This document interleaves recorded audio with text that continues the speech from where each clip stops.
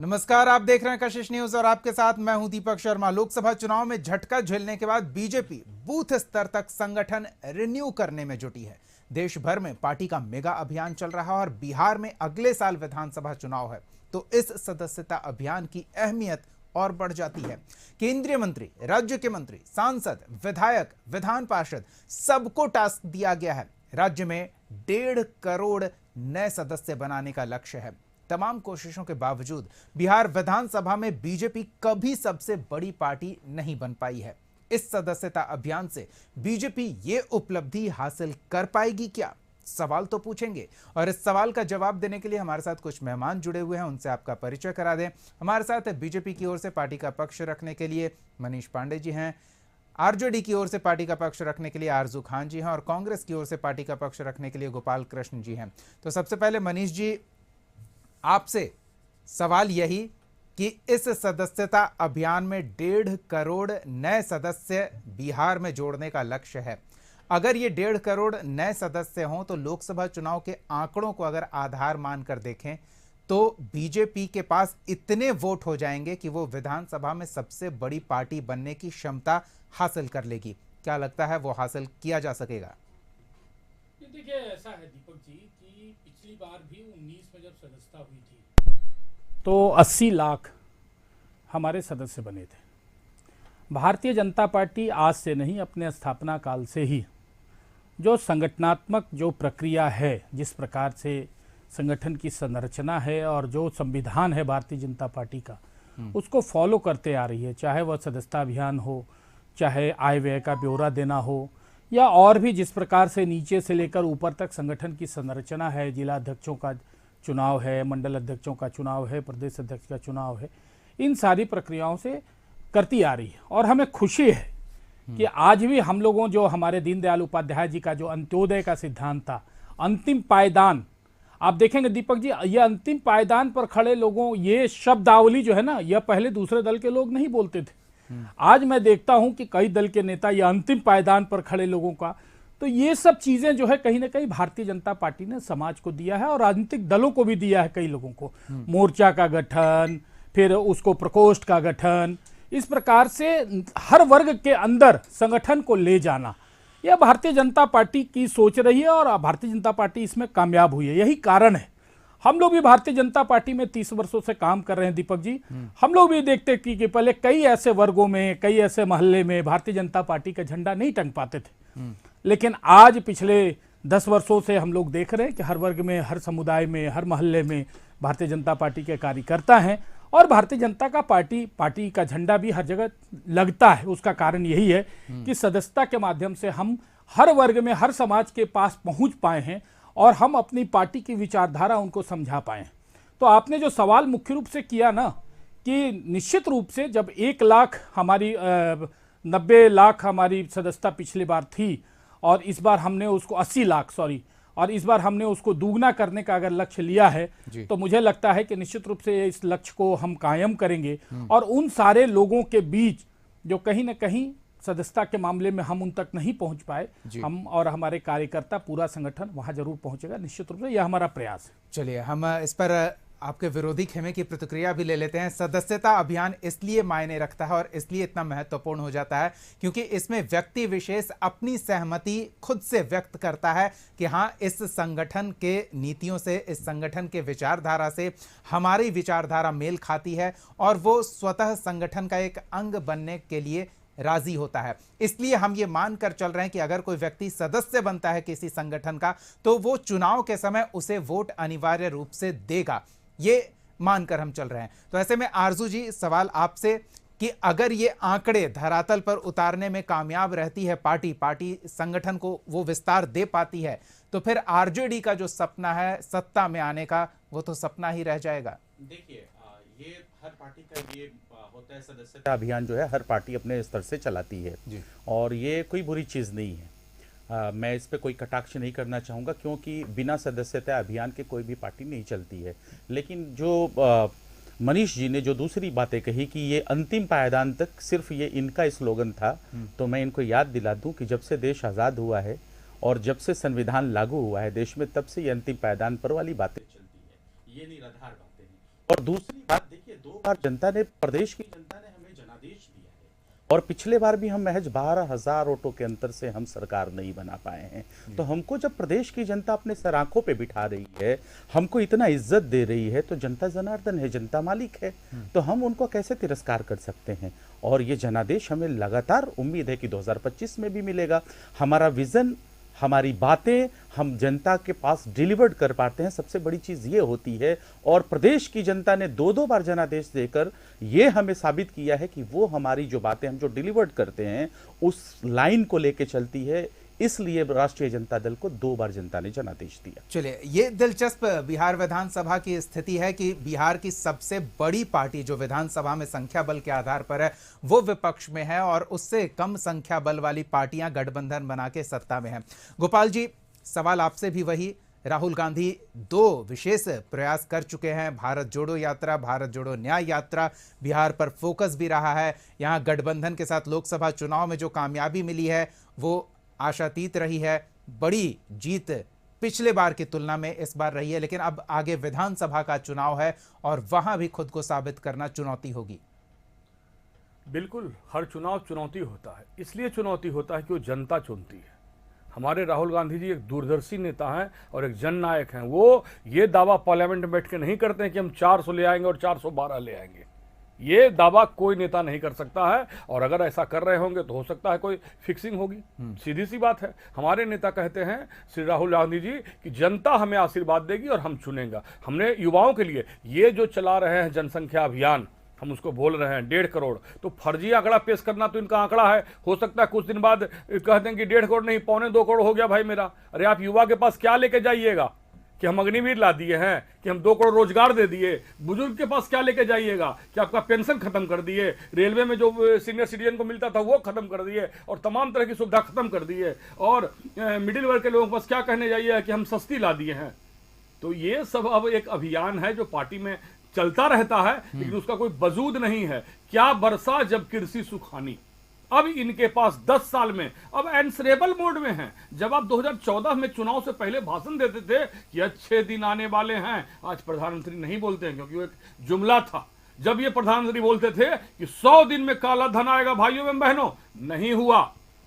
जब ये बोलते थे प्रधानमंत्री जी कि एक-एक भ्रष्टाचारी भाग जाएगा, पकड़ा जाएगा, और वो सारे भ्रष्टाचारी मेहुल चौकसी और नीरव मोदी हैं जो भी फरार है। मेहुल चौकसी और नीरव मोदी फरार हैं, जो पूरी देश देख रही है। हजारों बैंक को चूना लगाकर ऐसे लोग भागे हुए हैं। प्रधानमंत्री जी फॉरेन पॉलिसी में पूरी तरह विफल रहे जब से इन्होंने प्रधानमंत्री पद की शपथ लिया है, और अभी तक में तकरीबन 20 से 25 सैनिक शहीद हो गए हैं। बहुत बड़ी बात होती है, बहुत बड़ी बात है कि 3 महीने के अंतराल में अघोषित युद्ध में 20 से 25 सैनिक शहीद हो जाना और प्रधानमंत्री का एक कमेंट नहीं आना। तो अब क्या युवा को बोलिएगा कि अग्निवीर लाएंगे? नहीं मानेगा। युवा अब इंडिया के साथ खड़ा है, भारत के साथ खड़ा है। जो प्रधानमंत्री हर लाइन में India standing, India startup, India thinking, India making बोला करते थे, और जब से हमने इंडिया गठबंधन रख लिया नाम, तो उनको इंडिया से परहेज हो गया।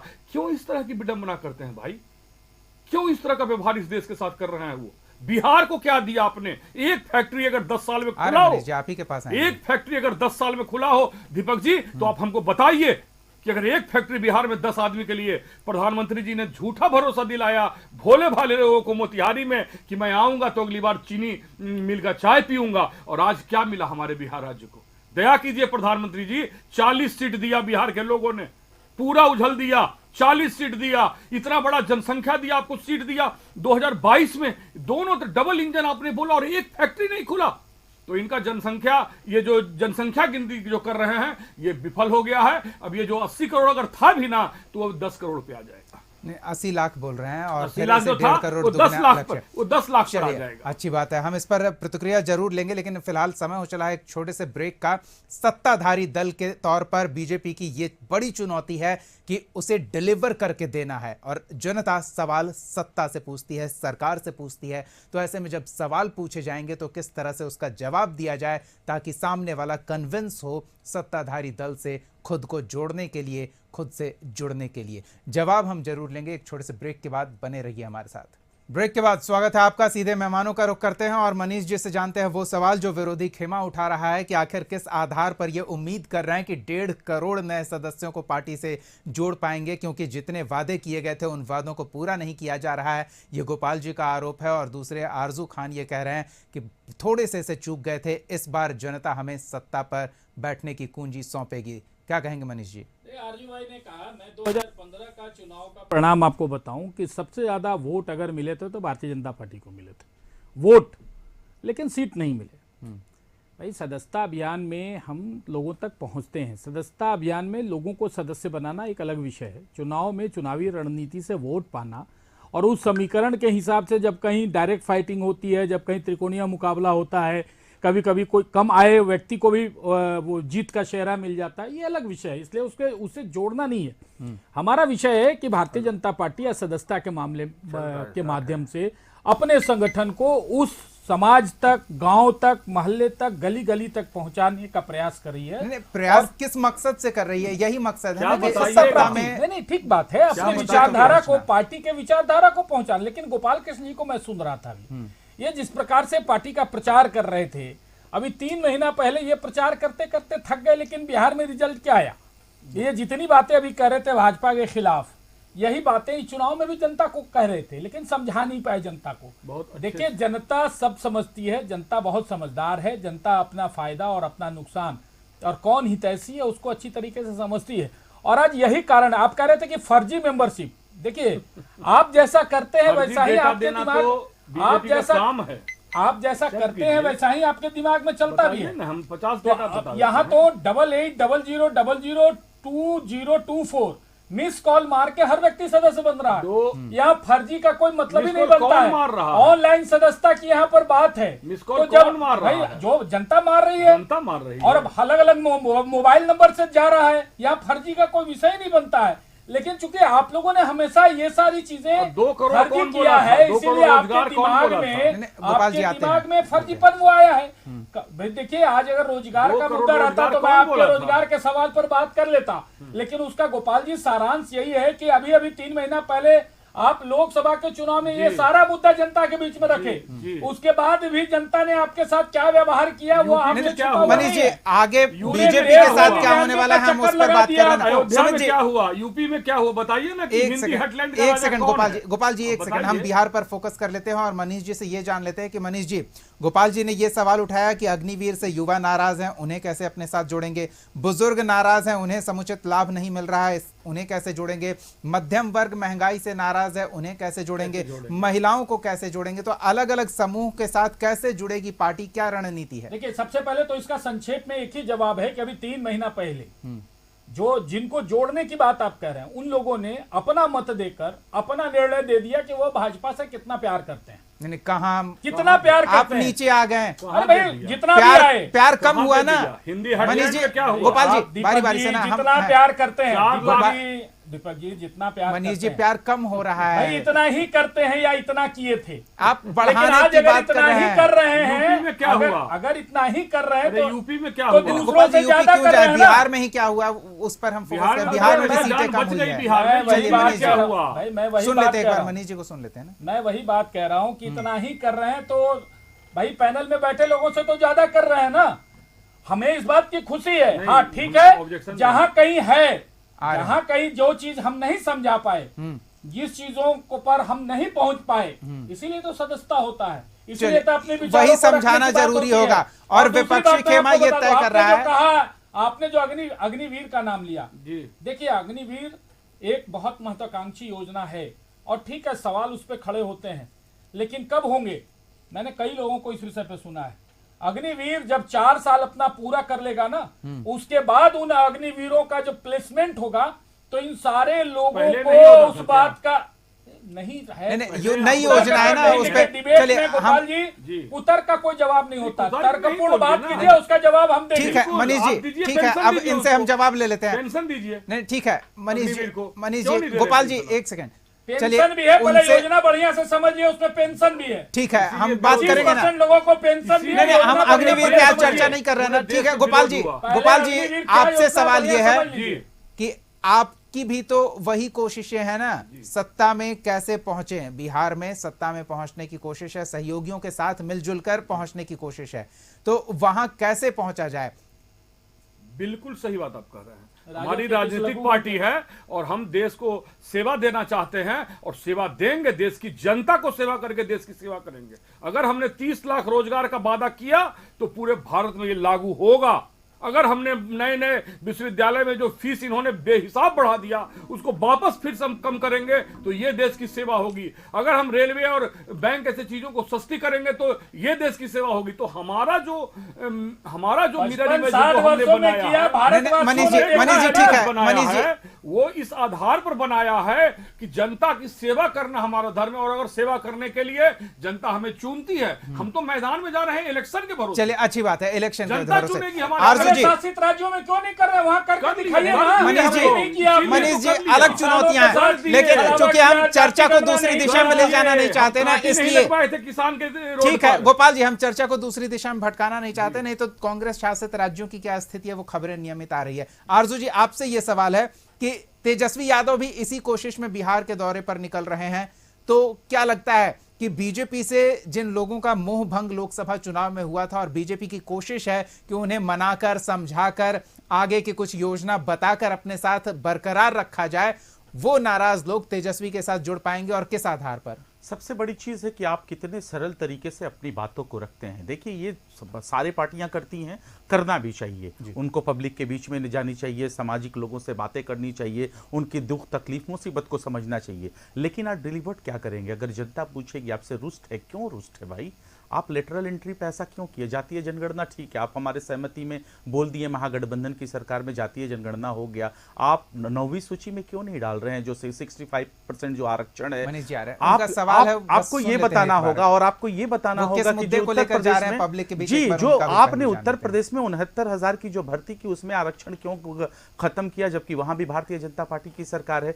अभी एग्रीकल्चर रिक्वायरमेंट साइंटिस्ट बोर्ड की जो है वो बहाली आई थी, आपने साफ एकदम लफ्जों में लिख दिया कि आरक्षण रिजर्वेशन इज नॉट वैलिड, यानी रिजर्वेशन वाले लोग यहां पे अलाउड नहीं है। तो ये सारी चीजें हैं जो आप कहते हैं कि हम आरक्षण विरोधी नहीं है, हम जातीय जनगणना के खिलाफ नहीं है, हम लेटरल एंट्री में भी आरक्षण को बहाल करेंगे, लेकिन 72 मिनट में लेटरल एंट्री पे आप पीछे आ जाते हैं। आप वक्फ बोर्ड की बात में पता चलता है जेपीसी में चले जाते हैं। आप 2 महीने में 5 चीजों पे इतने मजबूत सरकार होते हुए भी बैकफुट पे आ जाते हैं। तो ये सारी जनता देख रही है, प्रदेश की जनता देख रही है, प्रदेश की जनता मूर्ख नहीं है। और ये भी देख रही है कि आप SC/ST वर्ग में वर्गीकरण करना चाहते हैं, आप 2 तरीके का लाइन देके आप बांटना चाहते हैं। तो ये सब सवाल है ना, ये सब सवाल पूछेगी ना भारतीय जनता पार्टी। बांटना नहीं चाहते, कोर्ट का आदेश है, बीजेपी का हम लोगों ने कहा आगे क्या होता है उस पर नजर हमारी भी है, हमारी भी नजर है, उनके है, सहयोगियों की भी नजर है और विरोधियों की भी नजर है। उस विषय पर हम आगे आएंगे। मनीष जी क्या जवाब देंगे? अर्जुन भाई चुप होकर सुनेंगे जवाब को, क्योंकि बहुत महत्वपूर्ण, लेकिन संक्षेप में मनीष जी चर्चा को छेड़ा में संक्षेप में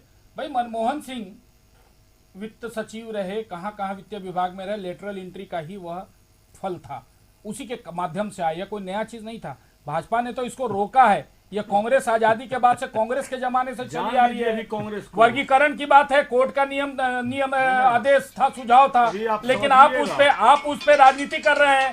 आप 15 साल के शासन में, 15 साल के शासन में लालू प्रसाद और राबड़ी देवी जी एक व्यक्ति को रिजर्वेशन दिया, एकदम गलत, एक व्यक्ति एकदम गलत, एकदम गलत, एकदम गलत। ये आज से नहीं है, ये आज से नहीं है। यूपीए 1 यूपीए 2 से दर्जा की बात अगर हो ओबीसी को, तो आज तक आप लोगों ने नहीं दिलवाया। शोर मचाने से डिबेट थम नहीं जाएगा, शोर मचाने से नहीं होगा।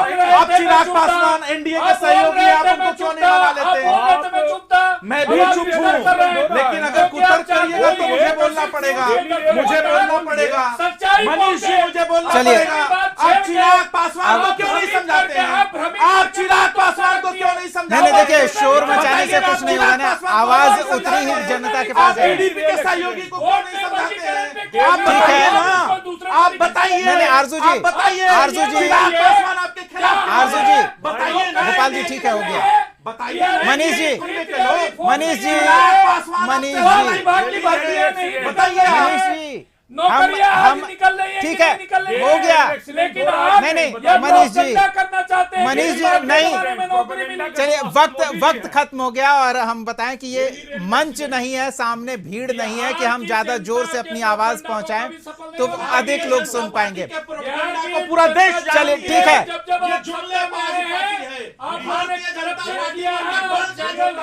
चलिए, बहुत बहुत धन्यवाद, बहुत बहुत धन्यवाद मनीष जी, आरजू खान जी और गोपाल कृष्ण जी, बहुत बहुत धन्यवाद अपना समय देने के लिए, चर्चा में शामिल होने के लिए।